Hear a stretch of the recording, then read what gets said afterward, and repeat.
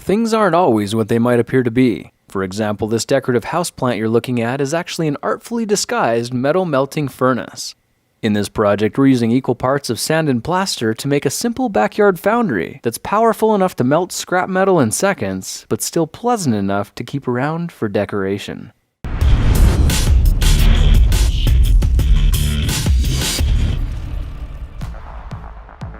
Let's start this project with a big bag of play sand and some plaster of Paris, both of which you can find at your local hardware store for under $20. We're also going to need a 10-quart steel bucket and a tablecloth to cover anything important, because chances are this is going to get a bit messy. I found that this 2.5-quart bucket can be used for measuring the ingredients, but it also serves a more important purpose that you'll see in just a second. Now, the recipe I'm using for this makeshift refractory lining is 1 3/4 buckets full of plaster of Paris, 1 3/4 buckets full of sand, and 1 1/4 buckets filled with water. The moment the water touches the dry mix, the clock starts ticking and we've only got about 15 minutes before it all hardens up, so let's get busy mixing everything together. It's really important to get all the dry powder wet and work out any lumps as quickly as possible, and after mixing for a couple of minutes, it should be fairly runny and roughly all the same color. Now, when you're convinced there aren't any lumps of powder left in the bucket, the refractory mix is ready for pouring, so let's carefully transfer it to the steel bucket as slowly as practical to minimize the splattering. There should be just enough fluid to fill the bucket about 3 inches from the top, and now if we bring back our plastic measuring bucket, we can use it to form the center of the foundry. I filled my bucket with water to give it a bit of weight, but anything like sand or rocks will work as well. And you can see that as we push the bucket into the center, the mixture rises upward, but it doesn't spill out. Now, it's obvious that the mix is already starting to firm up, so let's try working the bucket up and down a few times to help level it before it sets. All we have to do now is hold still for 2 to 3 minutes. This will give the plaster just enough time to harden so the bucket stays in place even when we let go. Alright, time for a little cleanup. Everything will still need about an hour to really harden up, but the plaster is still soft enough that we can clean and shape it to look really good. And while we're here, we may as well wipe the bucket down as well. Now, I found that if we dampen a rag and gently drag it around the top, the surface cleans up really nicely and gets a cool texture in the process. When it looks the way you want it to, simply leave it for about an hour. Now, while we're waiting, why don't we turn this old steel fire extinguisher into a custom crucible? You can tell it's made from steel because when we hold a magnet to it, it sticks, and magnets won't do that with aluminum. I depressurized the tank and unscrewed the valve from the top to make it safe and easy to cut in half with a hacksaw, which you can see just happened in less than a minute. Now, the bottom part of the extinguisher is what we want for the crucible because it's basically a steel cup 3 inches in diameter and 5 inches tall. That's going to be the perfect size for our custom backyard foundry. At this point, the plaster should be pretty well set, so let's dump the water from the bucket, then use something like a pair of channel locks to grip one edge of the pail and pull gently toward the center. Now, if we grip it with both hands and give it a bit of a twist, you can see the whole bucket pops loose and pulls right out. This just created an amazingly smooth surface, which gives this makeshift foundry a surprisingly professional look. The only features we're missing now are an air supply port and a lid, so let's make those next. Now, I found that a 1 3/8 inch hole saw was the perfect size for accommodating this 1-inch steel tubing, and if we center the metal cutting blade with the top line on the bucket, we can carefully begin cutting through the metal wall.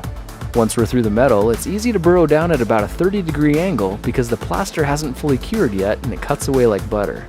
Now we have a tight downward sloping hole that the blower tube fits perfectly into, and it's strategically placed a few inches up from the bottom. This way, if a crucible fails and dumps molten metal into the foundry, it'll stay in the foundry instead of dangerously flowing out of the pipe.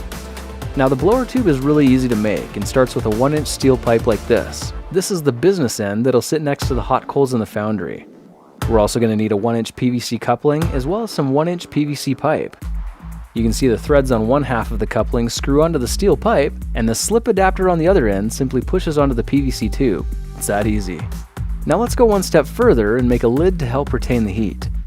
I got a couple of 4-inch U-bolts from the hardware store and stood them upright in a 5-quart big mouth bucket filled with a half measure of our insulating mix.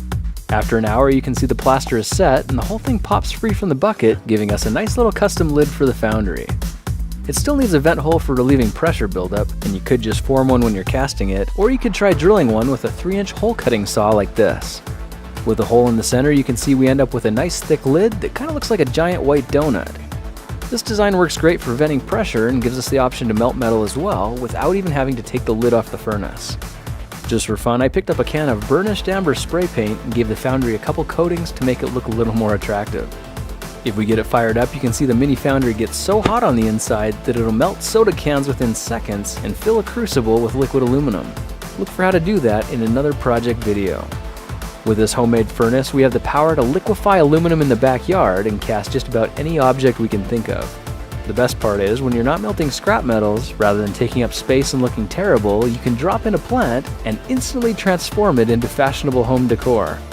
With this transforming flower pot foundry, there's certainly more than meets the eye. And by the way, if you run out of soda cans to melt, you could try using it as a blacksmithing forge or even a barbecue for summertime grilling. After all, it is fueled by charcoal briquettes. Well, now you know how to use commonly available materials to build the mini metal foundry. Powerful enough to melt metal in seconds, but still pleasant enough to keep around for decoration. Well, that's it for now. If you like this project, perhaps you like some of my others. Check them out at thekingofrandom.com.